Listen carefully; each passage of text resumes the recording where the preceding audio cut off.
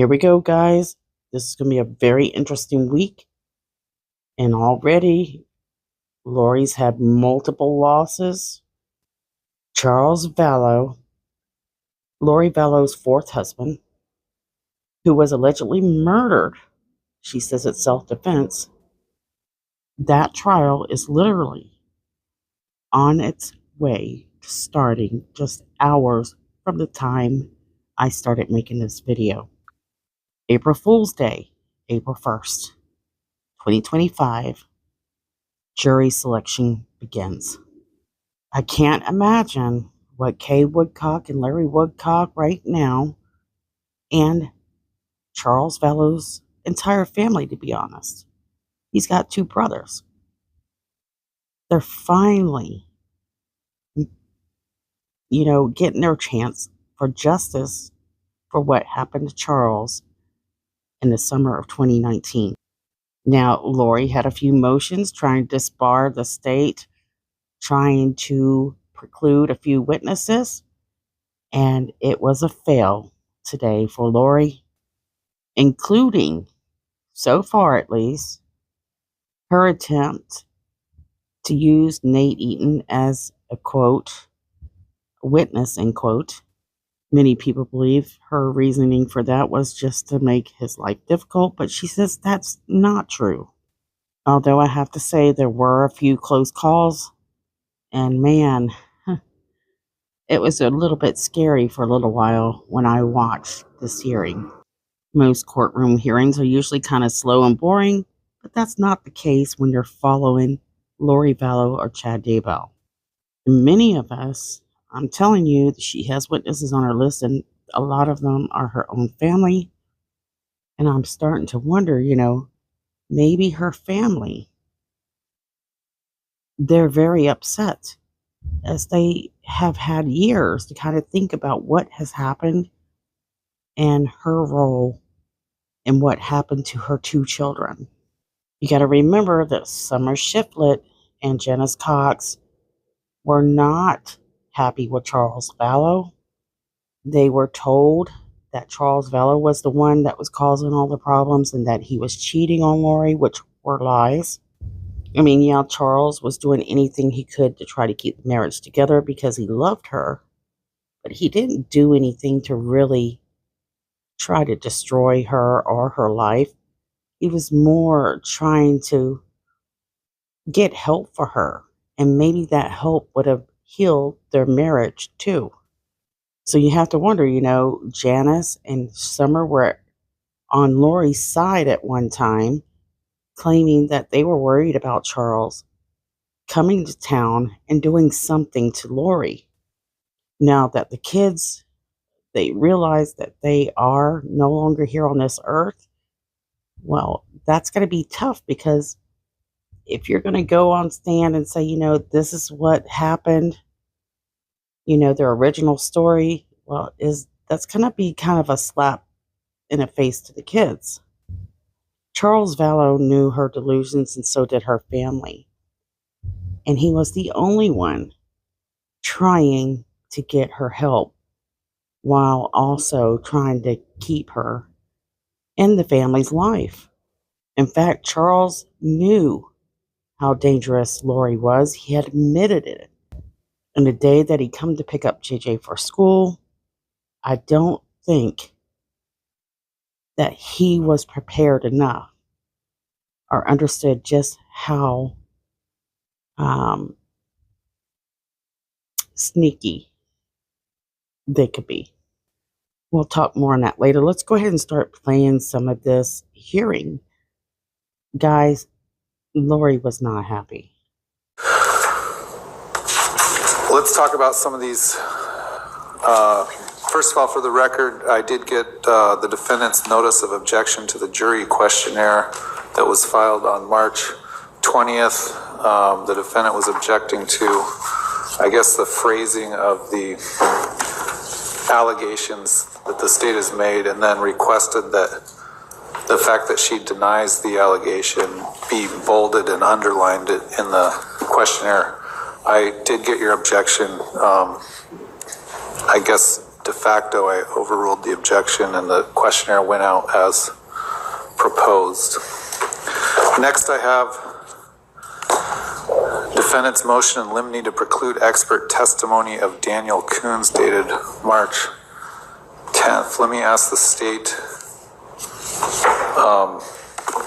That's Detective Daniel Coons of the Chandler Police Department. Is he going to be testifying as an expert?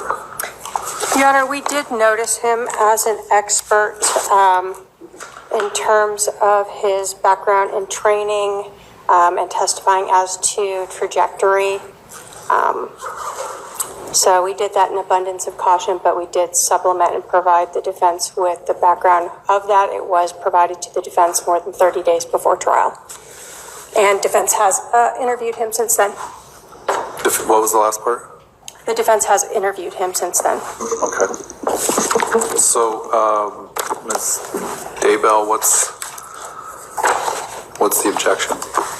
So for 5 years, of course, he's been on the witness list to be a regular detective, and now he's being put on as an expert. I feel like to give his opinion instead of just stating the facts.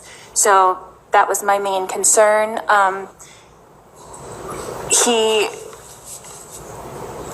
I don't understand how the trajectory has anything to do with conspiracy, so I object in that way as well. All right. Has he testified in that regard in the past? Yes, I believe so, Your Honor. He has been trained in that area and taught in that area. And his relevance, Your Honor, would be because the defense has claimed a self-defense claim as well. It's relevant for that.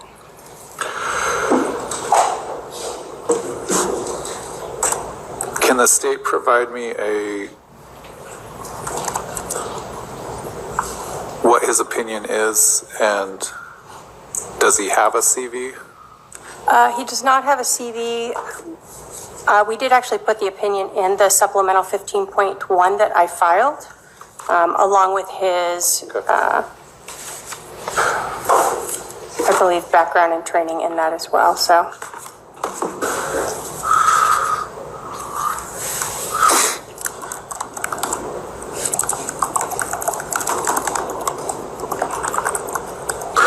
I guess let me flesh this out a little bit more.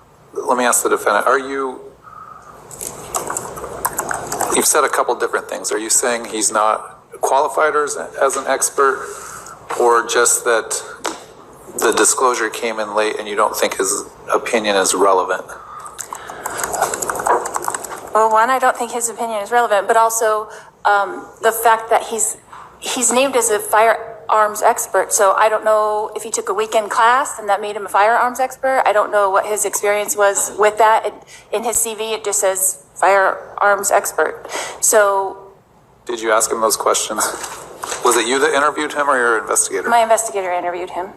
Do you know if he asked questions regarding his background, sure. training, or expertise?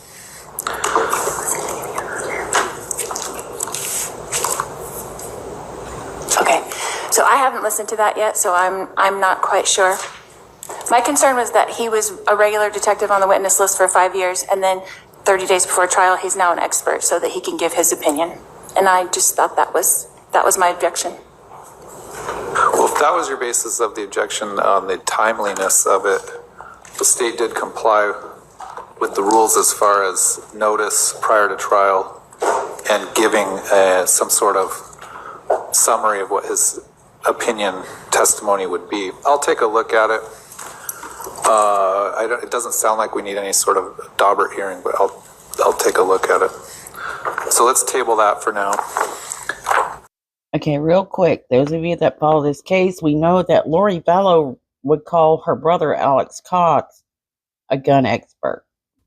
For some reason, a policeman who's been around guns and has experience with guns is not. Next I have defendant's motion to disclose 404B evidence dated March 14 and the state's response dated March 23. I don't know that the evidence that the state is offering to introduce necessarily 404B bad act per se, but let me hear from the defendant. You got her response? I did. All right.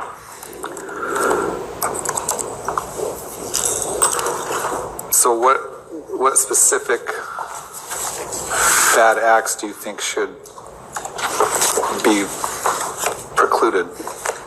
Or were you just asking for disclosure of what they were actually intending on introducing?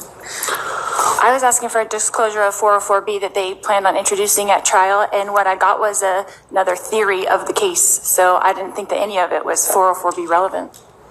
Well, I think I agree with you in so much as what was listed in their response, I wouldn't necessarily characterize as 404B evidence. But you have received that, and now you're aware of what they plan on introducing. Somewhat. Okay. Correct.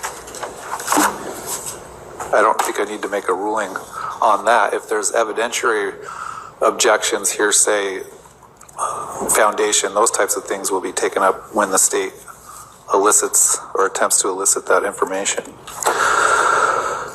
I have next defendant's motion to exclude state witnesses dated March 14 of 2025, and the state's response, specifically defendants requesting to exclude Nancy Jo Hancock, Christina Atwood, and Kay Woodcock.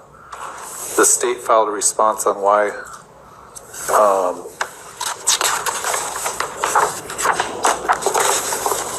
let me just make sure I'm looking at the right one.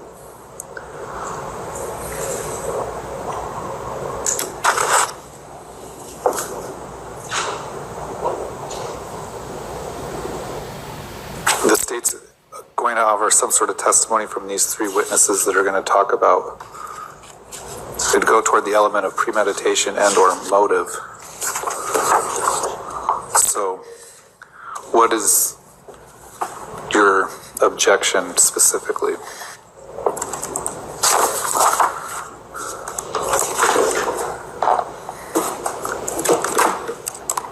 Mine, Your Honor? Yes. Oh, my objection was that after their interviews, after their defense interviews, that it came to light that their information came, well, one specifically came from Dateline, and then they called each other and their information came from each other. So I guess I'm working a little bit in the dark. What information is that? whatever they're, I don't know, planning on testifying about, none of them have personal knowledge of any kind of crime, so. The state's not saying they have personal knowledge of a crime. They have personal knowledge of things that may lead a jury to infer some sort of premeditation or motive. So what information is that? Let me ask the state. Or what's your offer of proof on why they're relevant? With regards to Christina Atwood, she is a person who was present when the defendant was speaking about the victim being possessed, which goes to, again, the motive of this as well as the premeditation, and those statements were made months in advance of the actual murder. With regards to Nancy... So that's going to be offered as some form of admission from the defendant. So that would be admission by party opponent, and that's personal knowledge. Did you say that was Nancy Jo Hancock? So that was Christina Atwood. Christina Atwood. Nancy Jo Hancock is the last person that saw the victim alive prior to that. What she knew about this was hearsay, but her statements to the victim of what he should do were her understanding and expression to the victim that he should tell the defendant that he had changed the life insurance policy to stop all of this from going on. So she both sees him the night before, is aware that he's there. All right, we'll pause right there. So the prosecutor's really struggling right here and is kind of maybe a little bit scared. Could be that she's kind of nervous. She knows that she does have a lot of eyes on her. A lot of people are depending on her right now. And I think the judge can feel it as well. So let's continue listening. And then she makes statements to him regarding what he should do. Okay. And then, Kay Woodcock is the person who actually obtained the life insurance policy, which the state is alleging is part of the motive. And she also has information relating to the victim himself. There are allegations again of the self-defense, the use of a baseball bat, so she can provide background on the victim in that area as well. So this gives you a clue what prosecutors are going to use from their witnesses. Kay Woodcock will be able to tell the jury about Charles Vallow's experience as a man that played baseball. And then we have that witness. I didn't know anything about this witness, and I thought I knew everything. There is a woman that spoke with Charles, was one of the last people to speak with Charles and give him advice on an insurance policy, it sounds like. Then you have Kay Woodcock, who also received Charles Vallow's life insurance. So it's going to be most likely, the same scenario prosecutors used last time. Lori seems to be agitated. She's getting a little bit heated here, I believe. And so that's interesting as well. all right.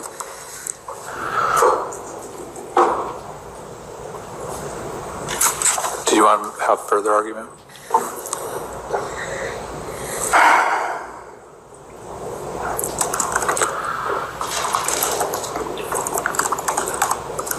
Just the fact that this information that is supposed to be coming forward is not.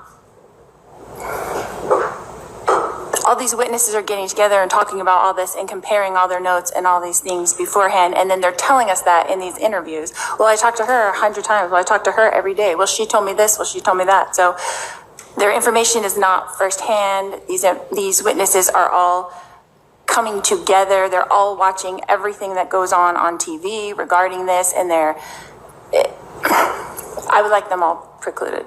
Okay, well, you're always allowed to cross-examine a witness about any biases they may have about those things that you've just talked about, colluding with other witnesses. Those are all areas of ripe for cross-examination, but they're not bases to preclude a witness. The court finds that, based on the state's avowal, that those three specific witnesses do have some minimal, although very limited, relevant information to provide and could be helpful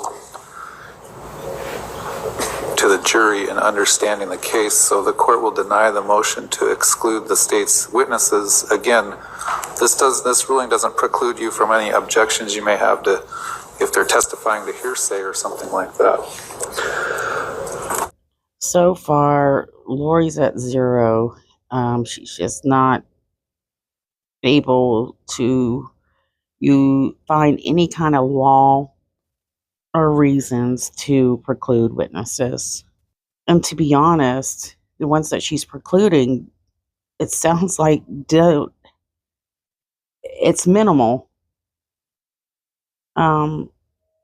what they can present to the jury. So that's why is she focusing on them instead of investigators or other things?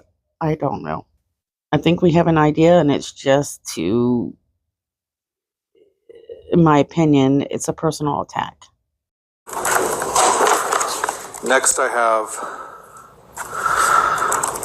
is there a Mr. Eaton here appearing? Your Honor, Matthew Kelly, I represent Mr. Eaton. Okay, you filed a motion over the weekend. Mr. Eaton or someone that he works with filed a motion. Mr. Eaton was, let's address that now while we have people here. You could see Lori Vallow smiling when the judge mentioned Nate Eaton's name. We know that Nate Eaton is a reporter that has been covering this case nearly from the beginning. And Lori has actually put him on her witness list, which makes no sense whatsoever. And in fact, a lot of people believe her reason for doing that was it was a personal attack in order to prevent him from covering the case so he couldn't come into the courtroom. And she will say, no, Your Honor, that's not why I did that. I saw that in his motion and I started laughing. So now Nate Eaton has a motion. It's smart if he didn't come into the courtroom at that time. So anyways, I may kind of chop this up a bit. Mr. Eaton was listed as a witness by the defendant. Mr. Eaton apparently is a reporter in Idaho and based on the filings, believes he doesn't have any relevant information and shouldn't be listed as a witness. So let me ask the defendant, what relevant information would Mr. Eaton have? Why is he listed as a witness?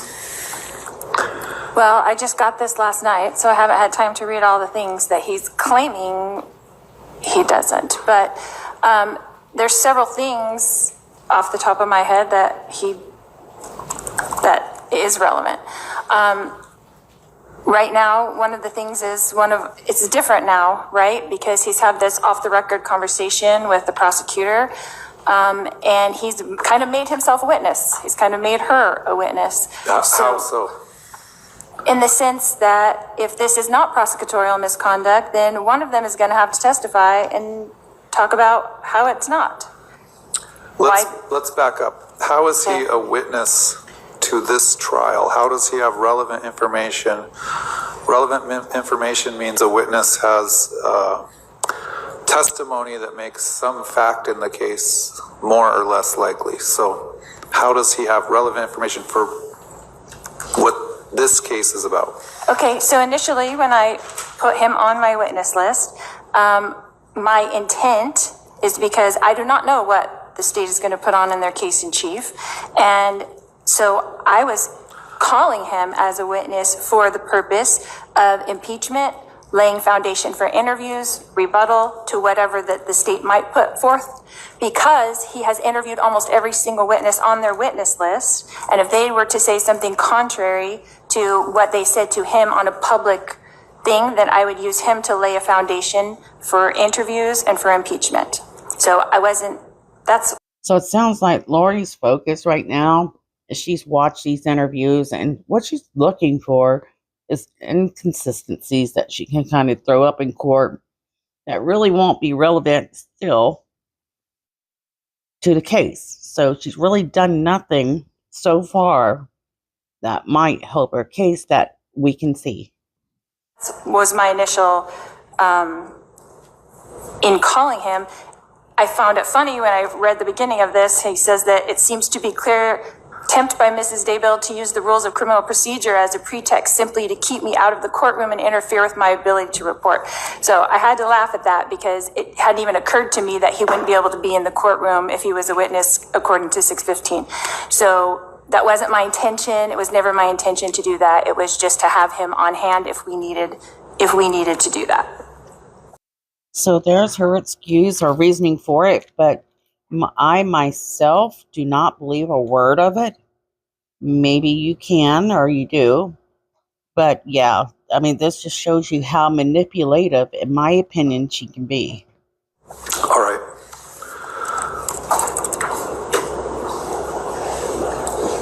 Mr. Kelly, right?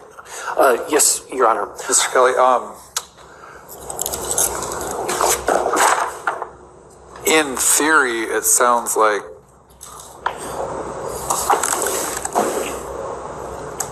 if a witness said something different than they reported to Mr. Eaton at some point, I guess in theory she's right that Mr. Kelly could be called as a witness to impeach someone, but that's only allowed after the person's confronted with the actual statement that was made, and if they then deny that statement that was made. Do you have copies of his interviews and transcripts of interviews that you might want to impeach someone with? I've been watching most of the interviews and I take my own notes, so yes. Go ahead. Your Honor, two things. One, excluding Mr. Eaton under Rule 615 would be a violation of his rights under the First Amendment to attend and report on this very public trial. But more importantly, Your Honor, if Mr. Eaton were to be called as a witness, the party calling him would have to comply with ARS 12-2214, which has very stringent requirements for subpoenaing and compelling the testimony of a journalist about information that that journalist has obtained in the course of news gathering. As we state in our motion, we don't believe that there is any way that Ms. Daybell can meet those requirements, but I would suggest that if she wants to call him as a witness, she would absolutely have to follow the requirements of the subpoena law, and we would then have an opportunity to challenge that. But we don't believe that there should be any reason for Mr. Eaton to be excluded from the courtroom. All right. I'm just thinking through this problem. If a witness got on the witness stand and said something different in testimony than you saw on an interview with Mr. Eaton, you would then play that interview. You wouldn't even need Mr. Eaton to do the impeachment, because you could impeach them with the interview by playing it for them in court or something like that. So now that I'm kind of thinking it through a little more, I'm not sure. And I wouldn't need him to lay that foundation for the interview? I'm really trying not to give you any legal advice because you are acting as your own attorney, but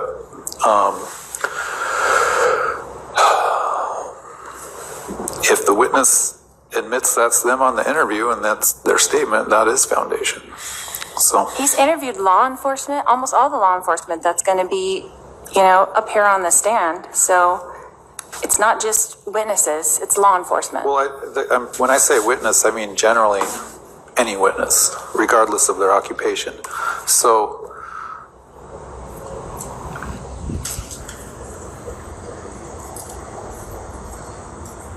I don't foresee, I see it in only the narrowest of situations where he could even be called to as an extrinsic person to testify about the impeachment. You'd have to jump through a number of hoops before that as far as presenting the witness what the statement is, and depending on whether they admit or deny that it's them on that video or interview or whatever the case may be that you're referring to. But I'm inclined to strike him as a witness at this time, allow him to be present if he so chooses in the trial. But then again, if you wanted him as a witness, you would need to subpoena him. But at this point, I'm going to strike him from the witness list and permit him to be in the courtroom. If there's a situation where you think something has happened during the trial where you think he should be called as a witness, I guess we'll cross that bridge when and if it comes. Okay?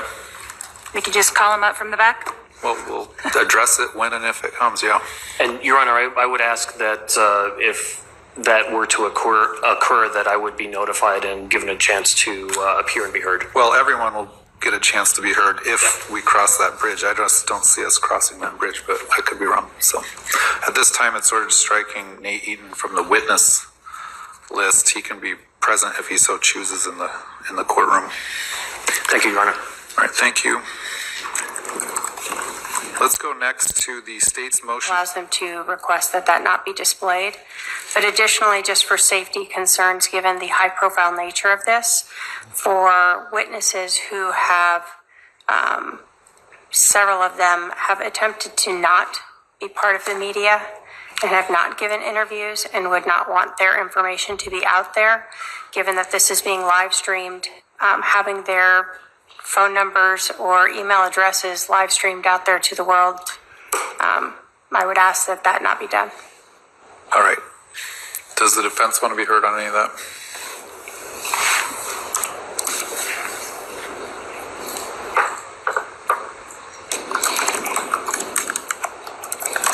No, we agree. So we're not actually being live streamed, but there's a 30-minute delay order on broadcasting what's in the courtroom. I already have a protective order that jurors can't be broadcast in any way. And I have an order that the feed can't broadcast sidebars that we might have. So I'm going to order that the feed also, to the extent you can see it visually on an exhibit or something, they shouldn't film someone's phone number or email. And then, I don't know if the right person's here. Do we have the ability to, does the media have the ability to bleep out or silence if someone says my phone number is 480 blah blah blah? We'll find that out before we start the trial, but that'll be the order. As for anyone that's doing print or podcasts or anything like that, you're prohibited from reciting an entire phone number or an entire email. You can use the area code, or you can use a couple digits at whatever, at live.com, at outlook.com, but I don't want their emails broadcast or reprinted.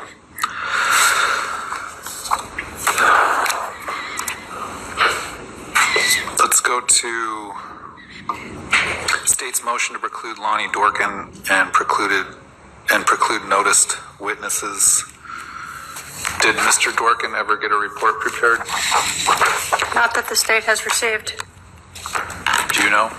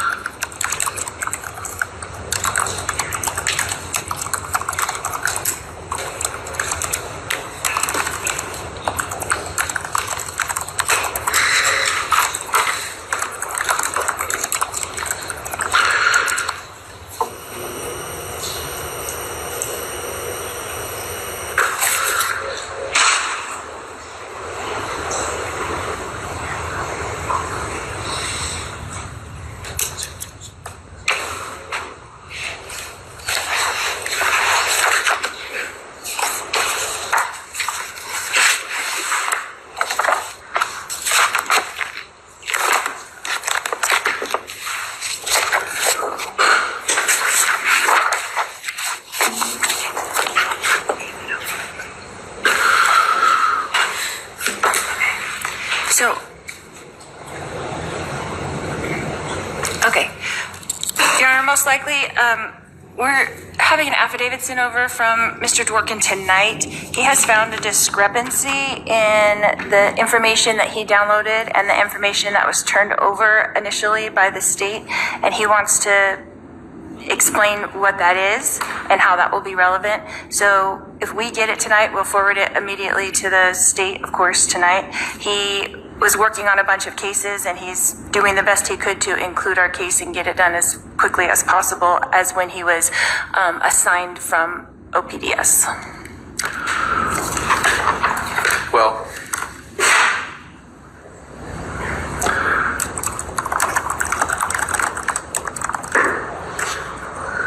at this time, I'm inclined to preclude Mr. Dworkin granted something pretty extraordinary happening.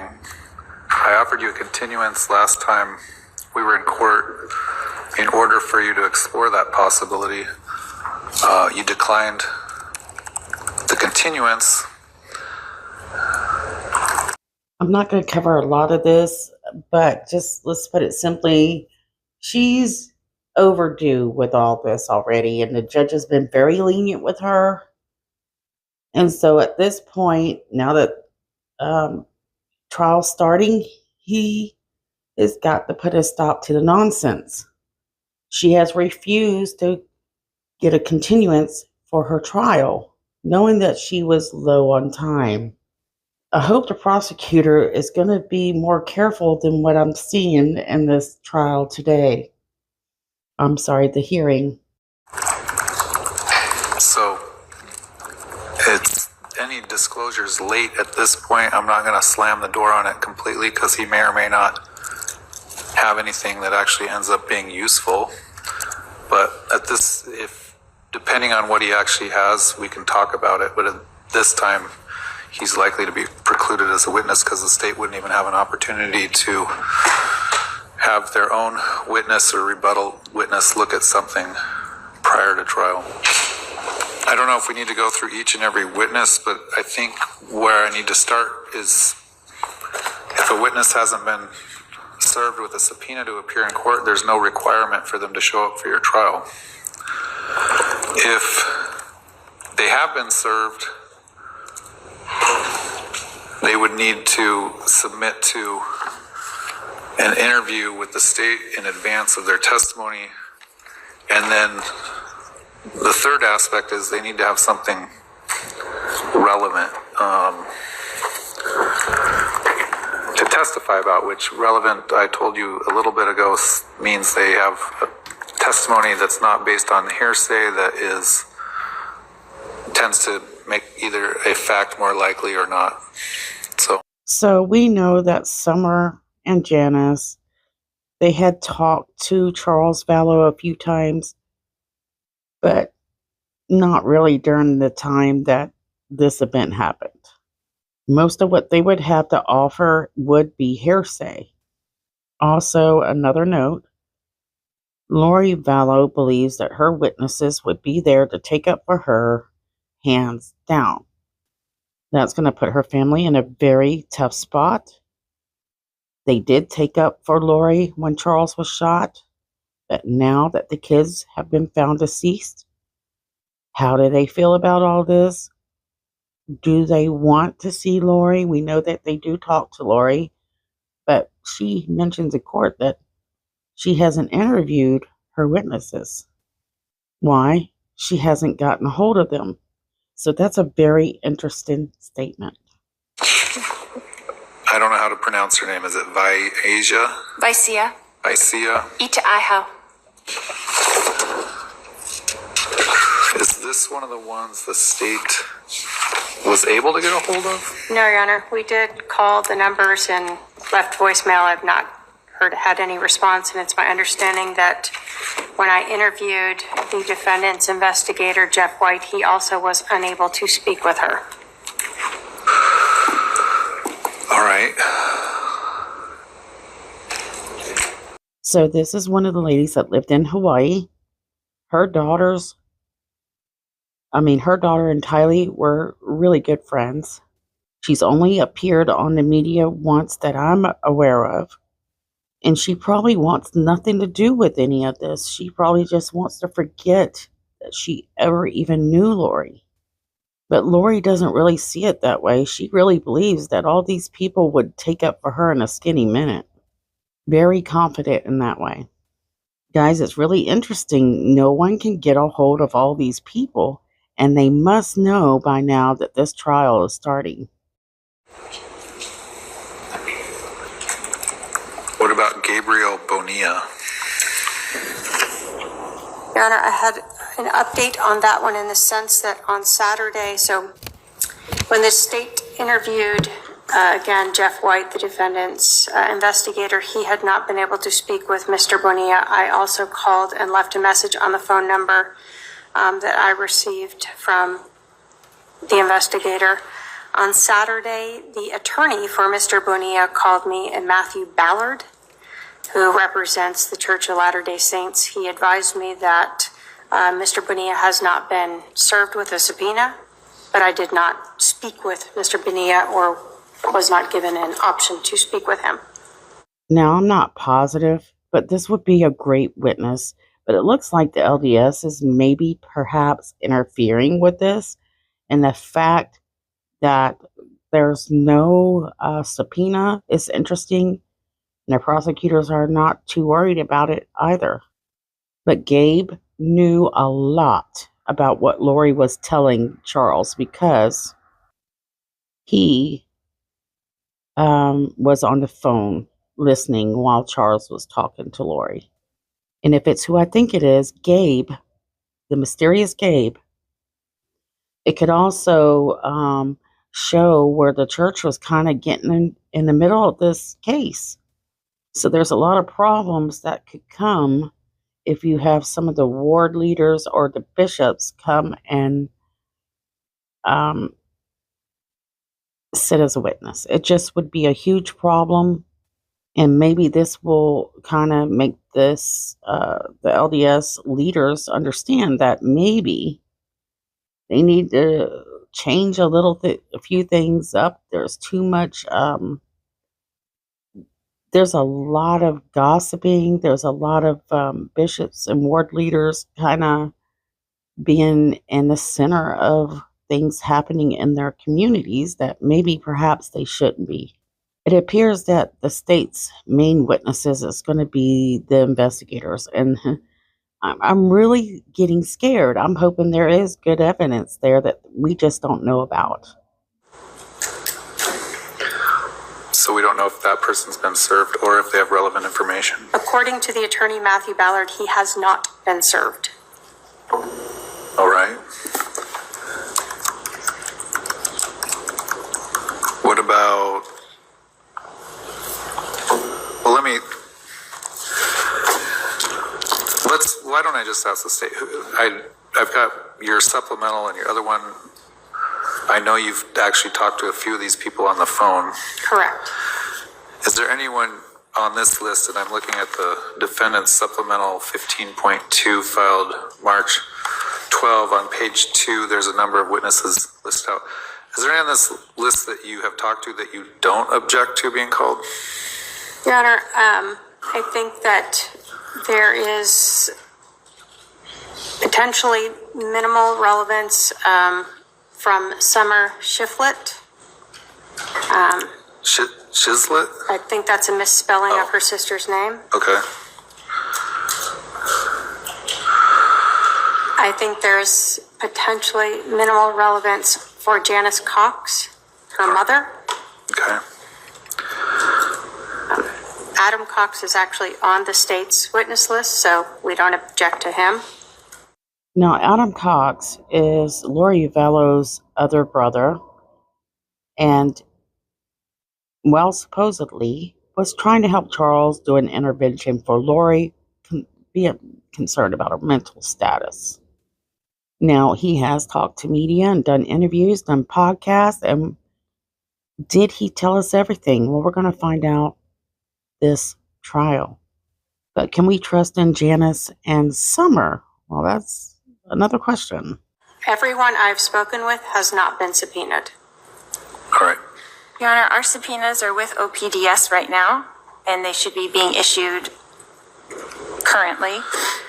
The state talks about in their response, like, the state is claiming trial by ambush from the defense. Trial by ambush. How is the defense trial by ambush when they have interviewed every single one of these witnesses before in the last 5 years since this case started?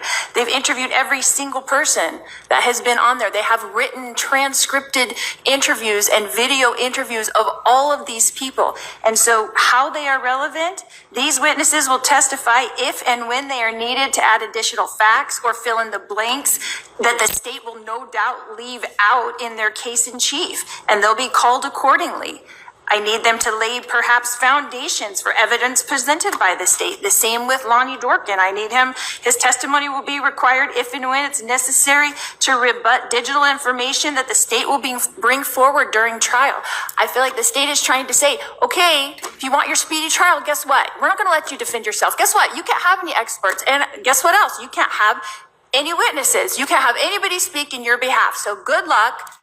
So again, Lori's manipulating and trying to turn it on the state when she indeed has been told by the judge multiple times that, yeah, she has a right to a speedy trial, but also she doesn't have a right if it doesn't help her defend herself. They know that she needs more time, but she doesn't want it. And now she's trying to say, well, I can't have my speedy trial because it's your fault. So anything she's ever done in her life, this is the way it is.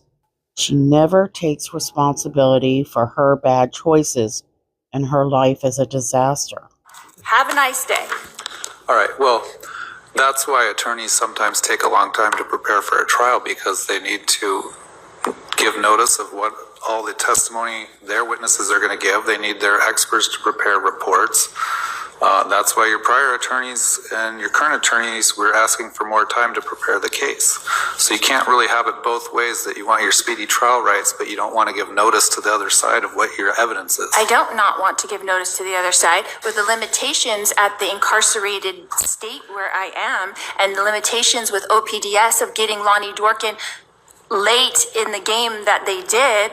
I've done everything in my power as a defendant to prepare the state and to give over everything that I could do within my power, with the limitations that I am an incarcerated person at this maximum security prison jail.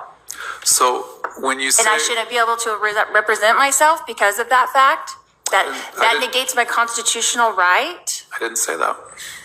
All right, I said that sometimes there are reasons to not go forward to trial as fast as you want. All right, so when you say things like they're going to fill in the blanks, that makes it really hard to assess what their relevant information is. They have relevant information to a lot of factors that I got in the 404B information.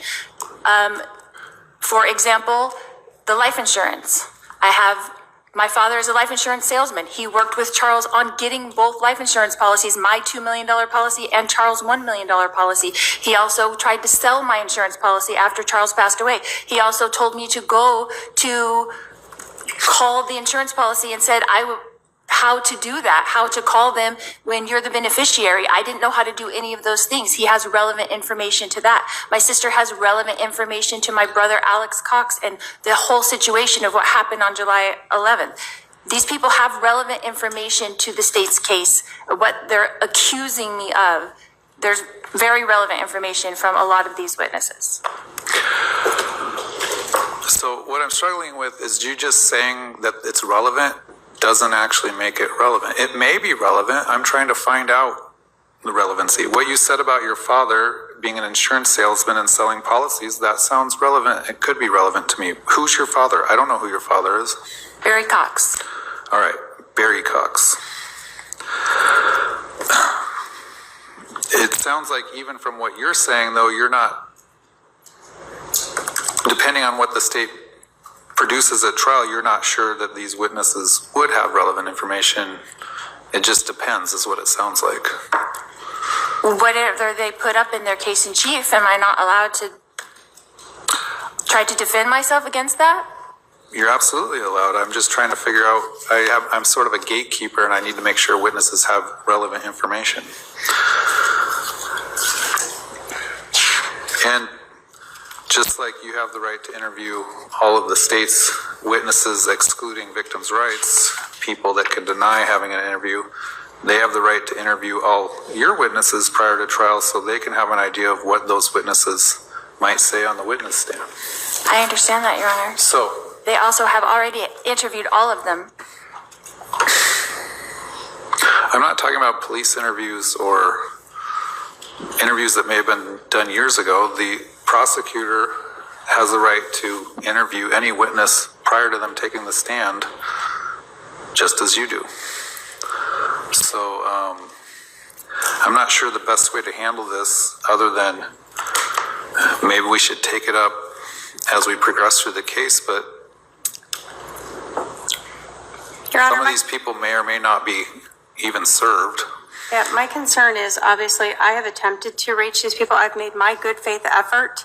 I've been told both by myself in attempting to contact them as well as the defense investigator that they've been unable to reach them. So it seems to not be following the rules of procedure or evidence to then bring up later on if they perhaps find these people at some point, then the state can try to at that point preclude them. When the state talks about a trial by ambush, it is in fact that. When the defense investigator themselves cannot find these people and are still looking for them in trial when they've had at least, we'll say, 4 months to try to find them, I think that at this point, precluding them is proper. Well, I would preclude anyone that doesn't submit to an interview with the state.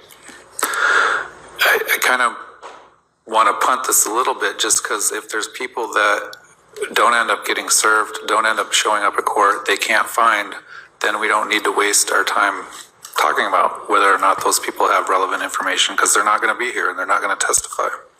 So it's obvious the judge is like, let's just get through this because we're just kind of go over things that's not even most likely going to happen. I don't think he has a lot of faith that those subpoenas are going to get out. So it's going to be interesting. So I'm putting the defendant on notice that if these witnesses aren't served, if they don't submit to interviews, they're going to be precluded. Even if they submit to interviews, I may have to make a determination whether their testimony's relevant or not. So again, we're going to, I think, have to cross that bridge when it comes. The state did say that they concede that some of the witnesses, Adam Cox, Janice Cox, Summer Shiflett, may have some minimally relevant information. The rest of these, I think we're going to have to take up maybe on a piecemeal basis, but I don't want it. It's not going to be a situation where you're ready to call them in as a witness the morning of, and then the state they haven't been presented to the state for an interview prior to that. So keep that in mind when coordinating with your investigator. If he gets them served and they're actually going to be called at trial, they need to submit to an interview in advance of their testimony. Your Honor, I understand that, and I am limited in what I can do. If I could call these people myself, they would answer my call probably, and I could have this discussion with them. But I'm going through the limitations that I have at the jail through my paralegal who's working overtime and my investigator who's working overtime to try to do everything to help me prepare for trial, as they have other clients as well that they have to do things in a timely manner for. So we are doing the best that we can. Okay. All right. We next have defendant's motion to dismiss for violation of confidential communication and the Sixth Amendment dated March 18 of 2025 and the state's response.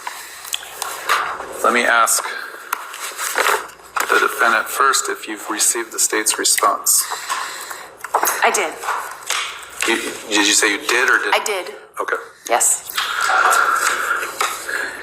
If you have an attorney in Idaho that is working on an appeal, it appears that the information that was turned over by the jail was some pretty innocuous messages about trying to set up the legal line to talk to you on a confidential line. And really, that's about it. So how does this arise to some sort of nefarious interception of things, because it was put on a public chat system that the jail uses. You know it's not confidential, and you're told it's not confidential. And then even if I look at the substance of the messages, there's really nothing in the messages that would arise to some sort of confidential communication, just trying to set up a meeting and get the unrecorded legal line set up. Who's saying that they're not confidential? Well, the Who's jail. telling me that they're not confidential? Your own attorney, it looks like. Here's a message. I see that they came and got you. I'm working on getting a confidential attorney line set up. The implication being that this message is not confidential. The next one, again, just checking in. Hope things are getting a little better for you. I'm still working on getting a legal line set up. The implication is that these are not confidential. Okay, so then he received a letter from MCSO that said, your phone number is now confidential and arranged for confidential client privilege communications. So Phone calls. no, it says this phone number is connected to that. So from my perspective, when I call someone on the tablet or when I text someone on the tablet, it goes to their phone number. So all the communications after the date of the exhibit that we put in our motion, when he got that letter from MCSO that now all of your things will be confidential. Okay. Now they will be confidential. So my understanding, and I'm the only one that can waive that privilege, right? And I think after that, when his line was approved, there were no other disclosures of messages between you and him, correct? No, there are. You received other disclosures of intercepting messages between you and him? So those go up to the 24th of January? No, the only thing I saw was up to, I think, late December of 23. Okay, so there are confidential things that are in our communications because I was not aware that after he received that there were not. So the prosecutor who obtained these, her protocol would not be to stop and ask the court for some guidance on this, maybe do an in-camera review if she's subjecting herself to client privileged communications, instead of reading them and finding out and assessing for herself if there are anything in there that's confidential information between me and my appeals attorney. I have no other way to communicate with him when I'm in this incarcerated situation because I was brought here to Arizona to deal with these charges. So it is a problem. It's a problem that she took them. It's a problem that she got them from MCSO. It's a problem that she read through them. It's a huge problem that she put some of them into her motion, and now his IP address is exposed to the public, which is a federal offense. There's a lot of things wrong with what has happened here.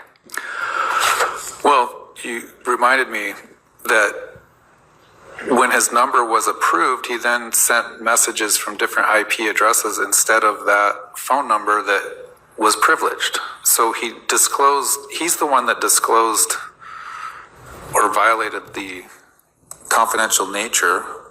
I don't see that any of these, I'm going to call them inadvertently intercepted messages between you and your appeal attorney. I don't see that they're being used in any way by the state. Just the state reading them as a violation of the client-attorney privilege. Well, not if they're not done through a privileged setup the way that they were supposed to, which he even acknowledged. My understanding from my perspective was that that phone number was now privileged. The way it comes to me on the tablet is I text that phone number or I call that phone number. Correct. So, if you're communicating through the phone number, but if he has it set up where the messages aren't being sent and received actually through the phone number, but through different IP addresses, they wouldn't the system doesn't know that they're privileged because they're not being sent and received through that privileged number. But I didn't know that. There's no way for me to know that from where I am in my cell. There's no understanding for that. I assumed he was just getting them on his same phone that we were having client attorney privileged communications. And is the state giving these to Idaho? Do these get dispersed out? I would like to know that. Where are these going? They're getting them from MCSO. Is there a subpoena to get these from MCSO? Is there a warrant to get these from MCSO? I didn't see anything that warrants them getting them from MCSO in the first place.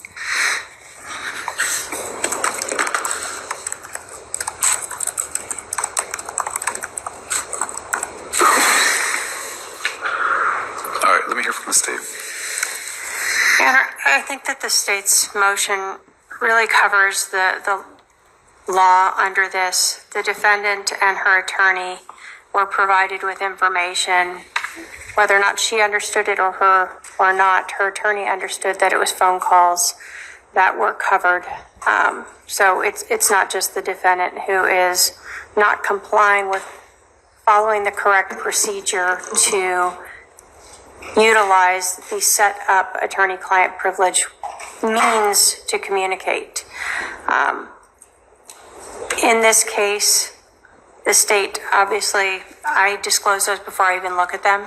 I understand that they are statements by a defendant, and I believe that they are to be disclosed under Rule 15. And so before I even look at them, I send them to the defendant because I don't have the option of not providing them to her since they have been obtained. I think if you apply the case law in this, the defendant cannot meet her burden to show that there's any legal advice in these messages. There's no privilege in them. The messages are asking to set up times to call and to speak.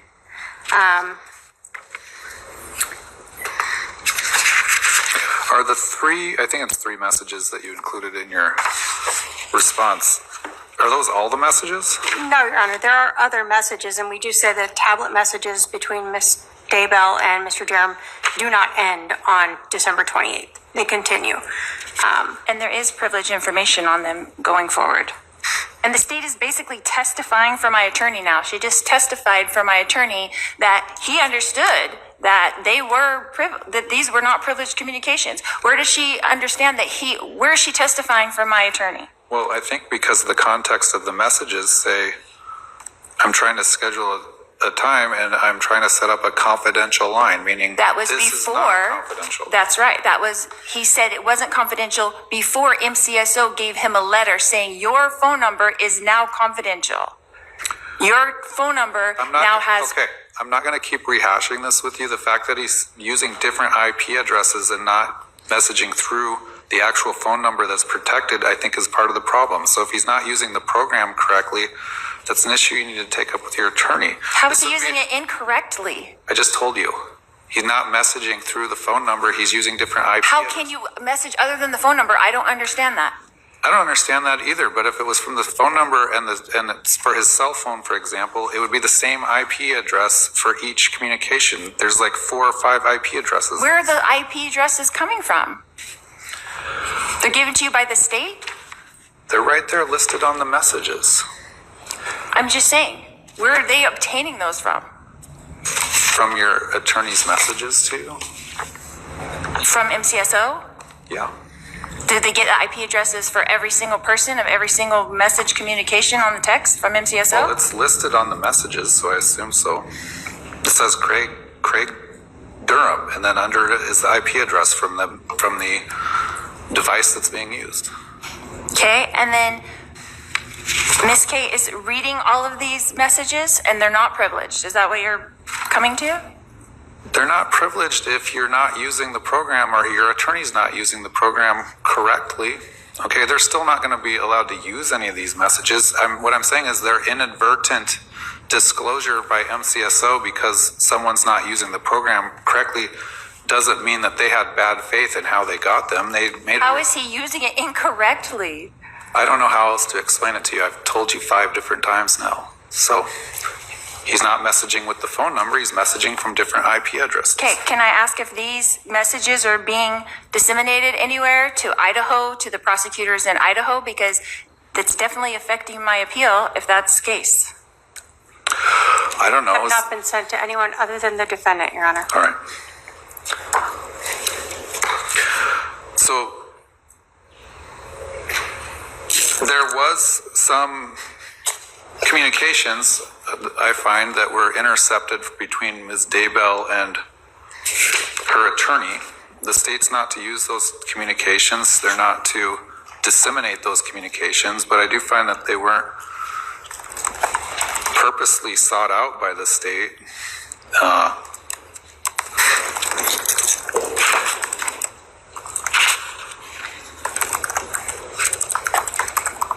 And that dismissal isn't the appropriate sanction if there is an appropriate sanction. It's order denying the motion to dismiss for violation of confidential communication.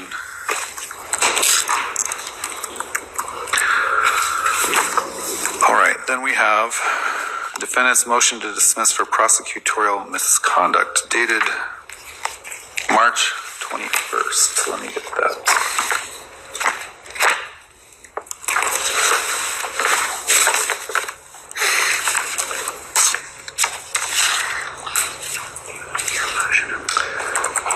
And the state's response.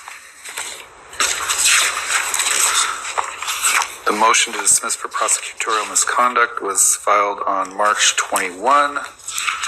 The response, I don't see a date on the response, but I do have the response. Did you get that response? Have it up.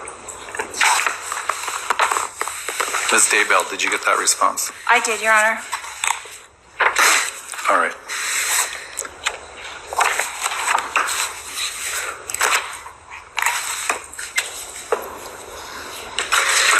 So your prior attorneys had, actually, let me back up. The state filed a motion back in, I think it was September of 2024, asking the court to preclude your defense team at the time from making public records requests through Gilbert and/or Chandler police departments. I denied the state's request, saying that the defense is free to do their investigation and make public records requests through appropriate means. So that's part of your complaint, that they didn't provide those public documents to the defense. That's sort of a civil issue, I guess, but let me hear your argument on that. That isn't really the complaint itself. That's your first paragraph. I know, but the complaint is that, I'd like to take each allegation and deal with them one at a time. I understand that. That's your first My allegation. complaint is the interference by the state, Ms. K in particular, in stopping that and interfering with us trying to investigate and do our own investigation. It is a violation of the constitutional right and due process. And she did do it, and she did do it purposefully. And then after she did it, and we weren't allowed to have anything from either of the police departments, then she filed her motion. And then later, the day that I was Rule 11, that is the day after when you said that you denied that motion. So I don't know what she did or what she said to Chandler and Gilbert to stop them from giving us any information. But as soon as we put in a request, we were cut off. No information. You can't have anything. That's when I was trying to, the big video that we're trying to get in Gilbert, that's what I was trying to request. I tried to request that myself because I would have my investigator to go and explain what that was and why we didn't have it. And so we were precluded from doing all those things by the state. They should not be interfering with that. That's one of the reasons why everything has taken so long. We haven't been given things we've asked the state for. We haven't been given them. We tried to get them from Chandler and Gilbert. We can't get them from them. She's stopping us from getting from them. How are you supposed to put together a defense? So when your prior defense counsel put in that request back in September, the state says that they obtained those information and gave it to your attorneys on October 1. So why are we waiting until March to address this if you had an issue with that? I have had an issue with it the whole time. So why didn't someone file a motion back in after, December, November, January, February, saying they had an issue with this? I did. These are in my motions to you for specific discovery. I discussed this exact problem. Okay. Well, now you're saying it arises to prosecutorial misconduct. It is. This is the first I've been made aware of that, as far as I know, that the police department never honored the public records request. If they don't honor a public records request, there's a process to go through regarding that. Which is what? I'm not going to give you legal advice. All right.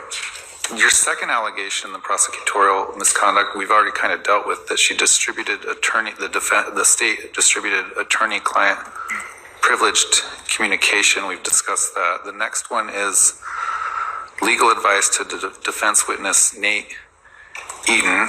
We've somewhat discussed that, but I think their motion, the state says that they simply notified him that he would need to be served with a subpoena to have to appear in court. So how is that improper?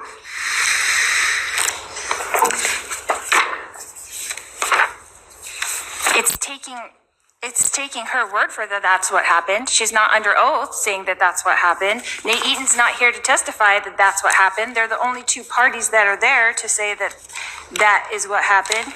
So that is my problem with it. I would like for one of them to get on the stand and say exactly what happened in that conversation and that she wasn't giving him legal advice. How do we know that she wasn't? It's a very curious situation that he called her and then he writes in his motion this statement that obviously comes from Ms. K.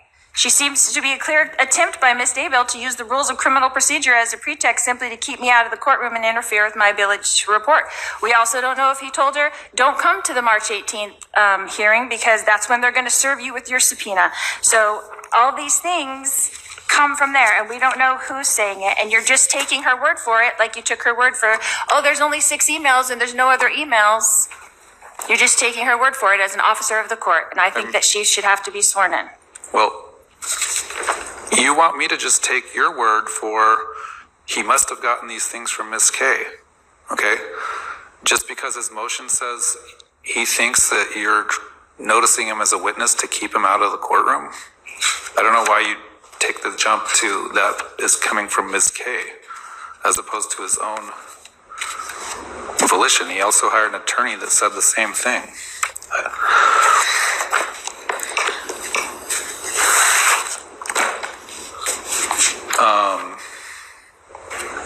Even if she had said you need to be served with a subpoena to have to show up in court, that is not an ethical violation.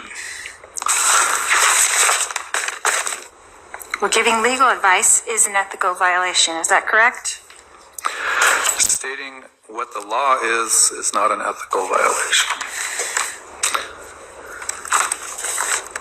If she said, I don't think you should show up at court, even if you're subpoenaed or something like that, that could be an ethical violation, but we don't have that. How do we know we don't have that? That's my question. How do we know what went on in that conversation if it wasn't recorded? Aren't witness You can interview interviews him. recorded? You can interview Mr. Eaton. Your investigator can interview Mr. Eaton. So when and if you get that information from Mr. Eaton that something nefarious happened in that conversation, bring it up then. But you're jumping to conclusions. You have the right to interview any witness, okay? Not a witness anymore because you just precluded him. All right. You can interview him. You can have your investigator interview him. So even though he's not a noticed witness now, we can still interview him and try to find this information because we can't get it now? Is that what you're saying? Sure. Have your investigator call him. Ask him about the conversation. At this time, I'm going to, based on just the pleadings, I'm denying the motion to dismiss for prosecutorial misconduct. Of course. Now, in my opinion, Lori did have something on him when it come to the papers they were receiving from the jail that was supposed to be private. Now, I don't understand the IP thing perfectly, but if the guy's using the phone and he's moving around, he's using different IP addresses according to information online at each tower. But luckily, the prosecutors are not going to planning on using that in trial anyway, so I guess that doesn't matter anyway. What do you think, guys? Did Lori almost get them this time? All right, 609 motion. The state's alleged a total of 7 felony convictions in the state of Idaho. Under Rule 609, the court finds that limiting the number of convictions and the nature of the convictions to be appropriate as to not be overly prejudicial.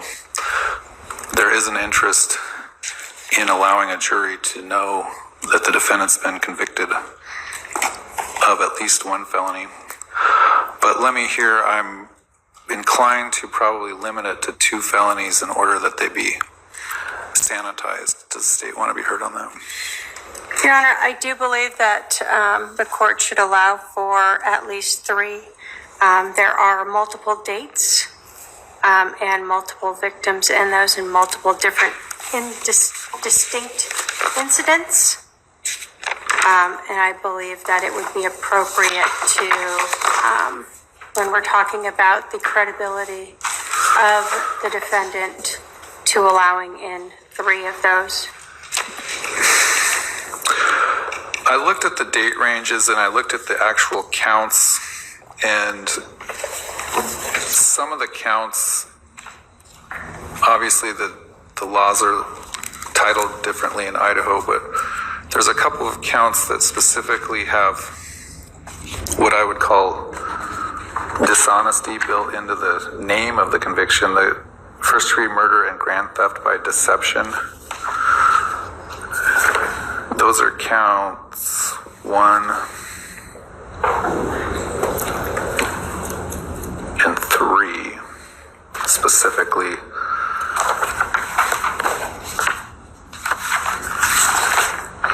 And again, these only become relevant if the defendant chooses to testify.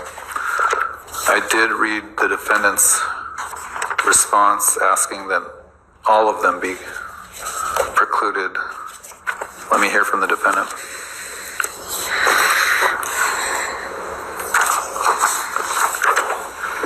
One second, Your Honor.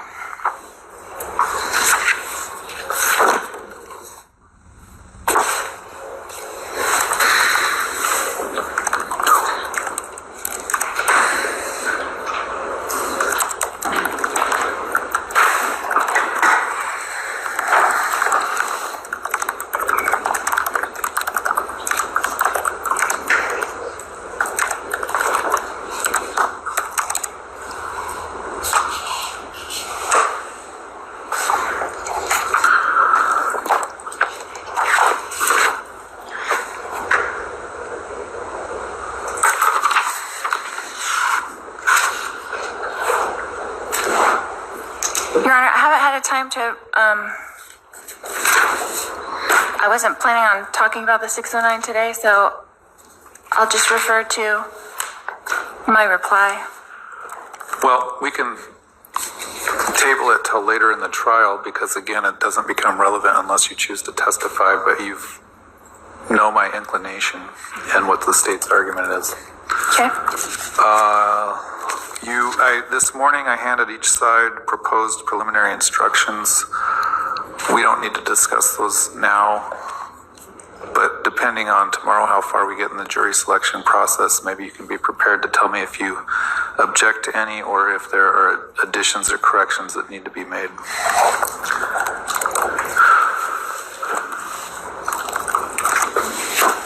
All right, I think that's going to be it for today, but let me check with the state. Is there anything else we need to address today?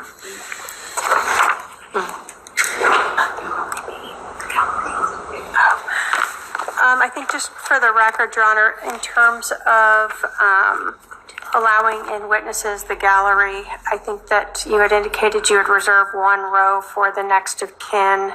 Yeah, let's discuss that. We're going to put up signage after we complete jury selection. So the first row on both sides behind defense counsel and behind the state will be reserved for immediate family members, next of kin, those sorts of people, relatives. The very last row on both sides will be reserved for media. And then the middle rows in between those two will be kind of a first come, first serve general public viewing area.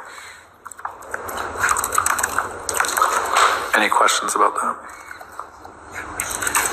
I do just want to make sure that, assuming we are leaving on the defendant's mother, father, sister, Well, if they're potential witnesses, they won't be in here. the state will be invoking the rule of exclusion. Do you understand that, Ms. Daybell? I do. All right. So as long as people that we haven't already addressed other than Mr. Eaton remain on the witness list, the rule of exclusion would be, in fact, it means that they won't be allowed in the courtroom except for your investigator can be in the courtroom. And they're precluded from talking to anyone about their testimony or other testimony until they're released as witnesses. Anything else from the state for today?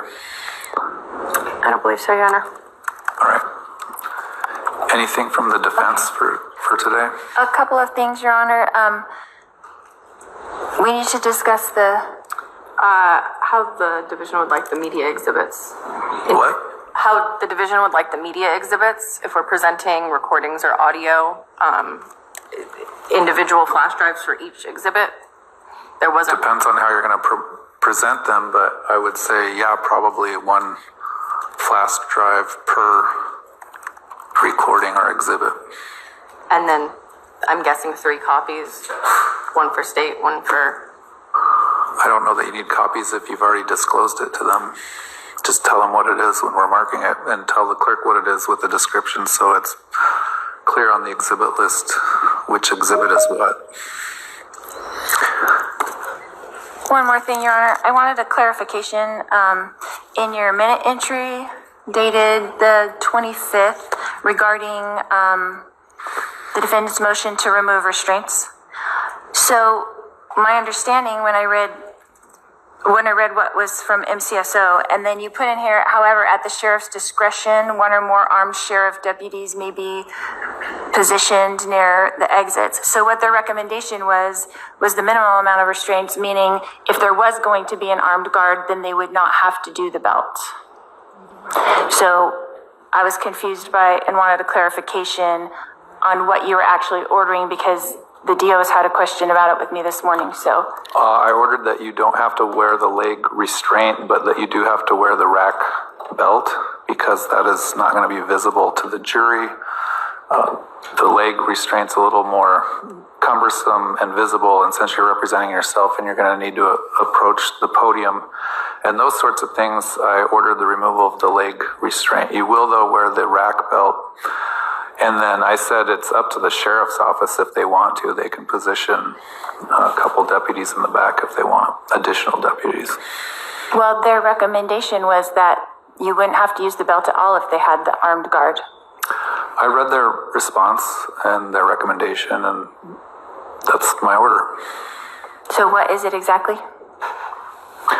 That you have to wear the rack belt, but not the leg restraint. And that they will or will not have armed guard? It's up to them. Okay. All right. right, so tomorrow we're going to start at 10:30 with going through the answers on the questionnaires that the walk-in jurors will fill out in the morning. And then in the afternoon, we'll have in-person voir dire of those potential jurors. The court's going to seal the FTR tomorrow for the portion of the in-person answers of the jurors, which should be from 1:30 on. All right, we'll be at recess.